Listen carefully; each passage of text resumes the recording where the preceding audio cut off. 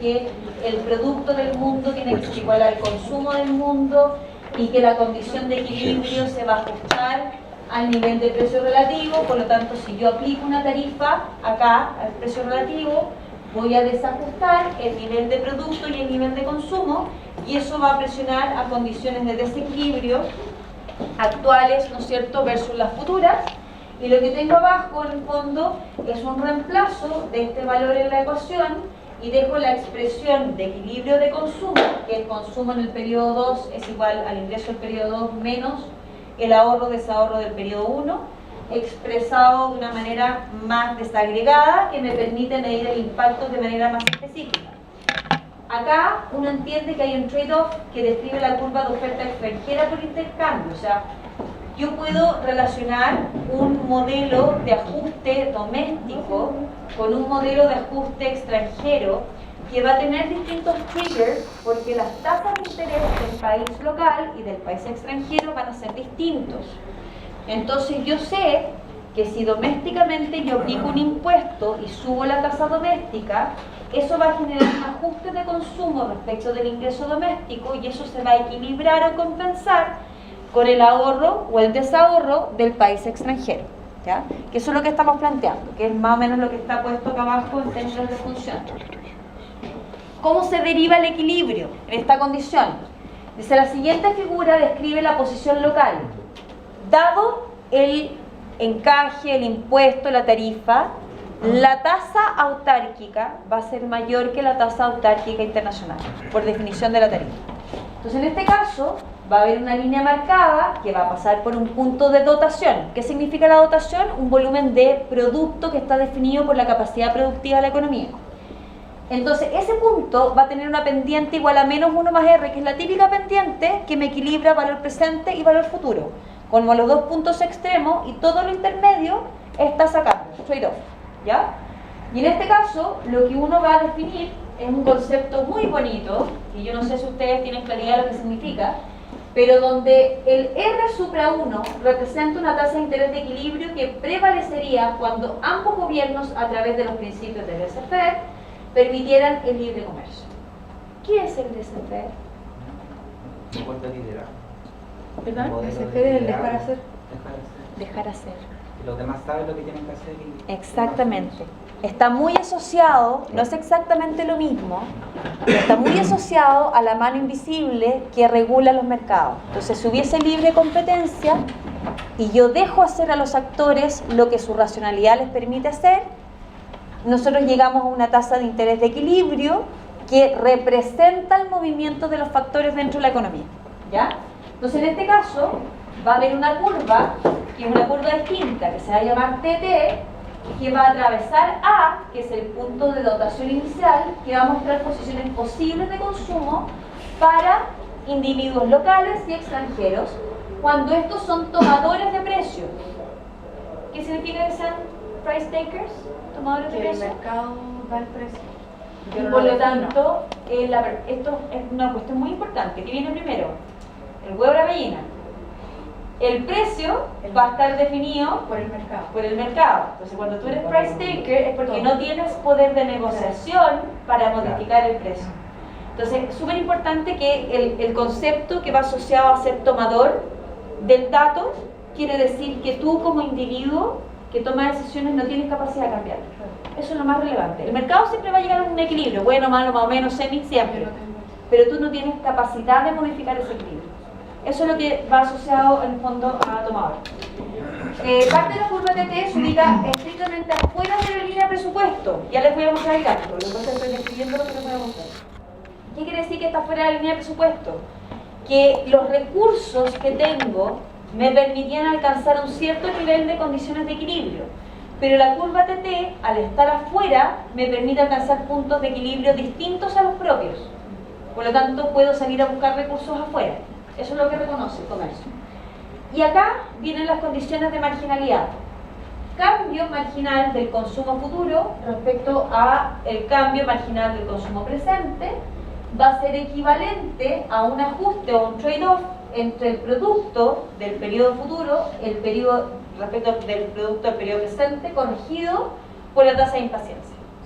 Y la tasa de impaciencia no es otra cosa que la pendiente de la recta presupuestaria que va a tener incorporado en este caso el famoso encaje o el impuesto o lo que se ponga que sea equivalente. En ese mono, ¿cuál es la tasa de impaciencia? Porque antes era B. Es B, sigue siendo B. Ah, Es que que lo fíjate que está multiplica aquí. por abajo. Lo que pasa es que, mira la igualdad.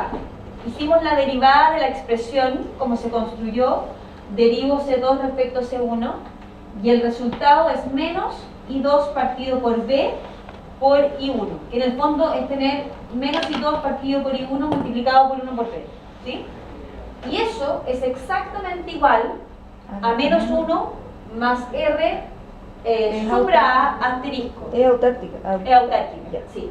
Entonces lo que uno entiende es que B, en el fondo es 1 partido por 1 más R supra A.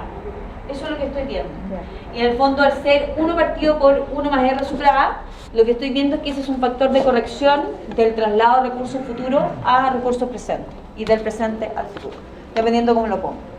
Entonces, lo que tengo ahí en resultado es básicamente que cuando uno interpreta esta derivada del equilibrio, dice esto es intuitivo al nivel de distribución de autarquía y los residentes extranjeros están dispuestos a prestar o pedir prestado un monto pequeño de su nivel de tasa de interés al equilibrio. O sea, que si yo miro como variable de shock o de movimiento la brecha de tasa de interés, lo que me está diciendo este equilibrio es que este espacio de diferencia entre la tasa de interés autárquica local y la tasa de interés autárquica internacional me va a mover recursos de consumo de una economía a otra en base a esa diferencia. Eso es lo que voy a pagar como diferencia de precio relativo. Entonces, voy a alcanzar un nivel de consumo local B que va a estar disponible. El gobierno local incorpora su poder de mercado con la tarifa óptima. El punto B va a estar sobre esta curva TT que me permite curvas o puntos de consumo más allá de la capacidad productiva del país. Y B no es el mejor punto de preferencia porque este está definido por C. Ahora les voy a mostrar al tiro lo que es. ¿Por qué por C? Porque una cosa es lo que el precio relativo me dice que yo puedo alcanzar por diferencia de tasas, pero eso no tiene por qué ser el nivel de consumo que yo estaría dispuesto a aceptar por preferencias de consumo. Son cosas distintas. Yo como Nicole Stöckrat podría estar feliz, ¿por qué se me mira así con el susto que no sé mi apellido y me miro asustado? Porque uno puede tener preferencia de consumo, ¿no es cierto?, súper fuerte a nivel presente. Yo quiero consumir todo mi nivel de ingreso futuro de los años 1000 hoy, ¿cierto? Porque esa es mi preferencia, pero puede ser que por estructura de costo yo no logre alcanzar ese nivel. Si no lo logro alcanzar, tengo que ajustarme. El mercado me va a obligar a ajustarme porque yo, como Nicole Stöckrat, no tengo poder para poder modificar el equilibrio. Y si se portan mal, les hago pronunciar mi apellido. Así que, ¿me entienden lo que les estoy diciendo? ¿Entienden para dónde voy o no? Aquí va el gráfico. El gráfico me está diciendo que tengo una línea de presupuesto que está definido por la riqueza local. Lo que tengo en este momento en el tiempo, cuánto vale para el presente, cuánto vale para el futuro. Acá está el consumo al periodo 2, consumo al periodo 1. Tengo esta curvita, es curva. No es una frontera posibilidad de la producción porque no me mide la producción del país. Me mide la capacidad de trading, de comercio. Entonces me muestra una combinación de cosas que pueden estar por debajo de la restricción presupuestaria, pero también todo un tramo que está por arriba. Y después me muestra un punto B, donde tengo una curva de indiferencia que se para sobre la recta presupuestaria local, que me dice, si yo dedico a consumir lo que hoy día me dan los precios de la pendiente, 1 más R supra A, y consumo esto, llegaría a B, pero resulta que esta curva de indiferencia es subóptima, porque de acuerdo a Pareto, yo puedo alcanzar un punto como C, maximizando el consumo, sin empeorar mi distribución, porque ahora accedo a un volumen de comercio que es distinto a lo que me entrega domésticamente el país. Acá está medido desde el punto de vista del consumo, más que del costo. O sea, esta curva TT me está midiendo en el fondo la brecha de las tasas de interés. Entonces estoy mostrando que tengo definidos ciertas pendientes asociadas a la tasa de interés autárquica doméstica y la tasa de interés autárquica internacional. Y que mientras yo aplique factores de distorsión, las pendientes de estos precios relativos pueden ser súper distintos entre sí, y eso es lo que me va a mover el nivel de consumo. Si finalmente uno cree que este análisis racional no se hace, se hace. Porque los que terminan moviendo los recursos de una economía a otra son los mercados financieros. Y los mercados financieros racionalizan la posición y el uso de los recursos. Y están analizando constantemente el precio relativo. Si me cuesta más o me cuesta menos una posición respecto de la otra, ¿ya? Entonces, eso es lo que estamos analizando en este grafiquito, que me permite analizar que si yo distorsiono uno de los precios, puedo llegar a soluciones súper equivocadas respecto al consumo. Entonces, yo puedo tener una pendiente doméstica con una tasa de ajuste que me hace ubicarme en A, que es un punto súper subóptimo, y me obligaría a consumir un montón en el futuro, cuando yo en realidad quiero consumir mucho más en el presente. Entonces, el bienestar de la economía está siendo sacrificado si yo no accedo a una combinación de consumo que me permita optimizar mi curva de indiferencia. Eso es lo que estamos planteando, ¿ya? Por lo tanto, ahí viene una discusión en base al modelo de equilibrio de cuenta corriente. Miren qué lindo esta parte. María José, usted que hablaba de la inmigración. Acá está la explicación en este modelo del tema de la movilidad de factores. ¿Qué pasa con los movimientos internacionales de trabajadores? Un supuesto central en la mayoría de los modelos de comercio y finanzas que el factor trabajo es más o menos móvil. O sea, uno supone que la gente se mueve de industria a industria, de país a país, de sector en sector, que no es tan costoso que la gente se mueva. Mucho más difícil mover el capital una vez que lo tengo convertido en algo físico, porque liquidarlo y hacerle otra cosa tiene más costos. Pero la gente la podemos mover con cierta facilidad. Entonces, esto básicamente significa que las dificultades migratorias vienen dadas por barreras de lenguaje, cultura, religión, familia, barreras políticas, entre otras. Para ciertas economías, la migración de mano de obra ha sido fundamental en su proceso de crecimiento, por supuesto. O sea, piensen, países hoy día que son súper exitosos en términos de desarrollo económico, son países que nacieron de ciertos vestigios culturales heredados de sociedades con mucho más desarrollo, que se instalaron en estos países como sucursales. Díganme ejemplos. Hay ejemplos súper claros. No, pues Europa en el fondo está lleno de fondo de génesis, de tribus ahí que... Esa es la génesis, ahí nacieron. Estamos hablando de los celtas, de los nórdicos, los antiguos. Sí, caché que no me entendieron. Voy a la vuelta, les voy a contar la historia al revés. Cuando yo tenía 14 años, me fui con mi familia de viaje a Nueva York, ¿ya?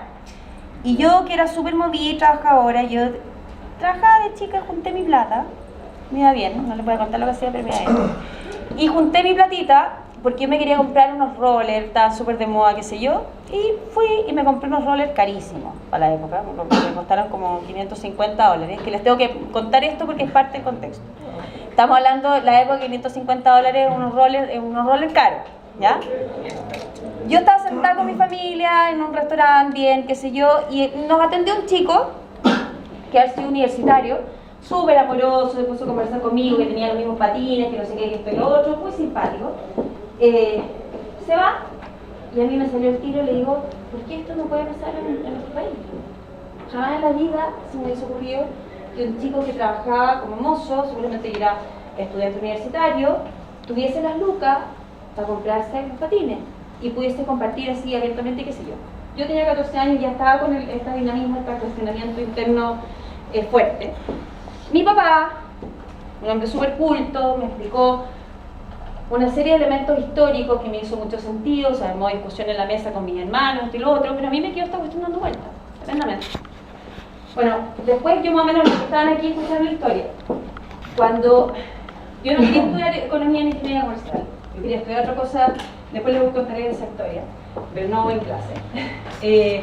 Terminé estudiando economía y me enamoré de la economía y me empezó a pasar una cuestión súper divertida, porque este cuestionamiento que venía de antes, yo lo empecé a desarrollar como una teoría propia. en base a la información que yo sabía, siempre fui buena estudiante, me gustaba mucho la historia, entendía mucho ciertos elementos culturales que estaban presentes en el desarrollo de los países, y me hacía mucho sentido, digamos, que nosotros todavía siguiésemos siendo un país tercermundista, porque nuestra historia de colonización es una historia bien pobre, bien compleja. Las tribus o la gente nativa de Sudamérica tenía muy bajo nivel de desarrollo en general. A esto se suma una colonización española, que seamos honestos, que aquí no llegó en el mundo la mejor gente de la época, ¿no es cierto?, asociado a formación,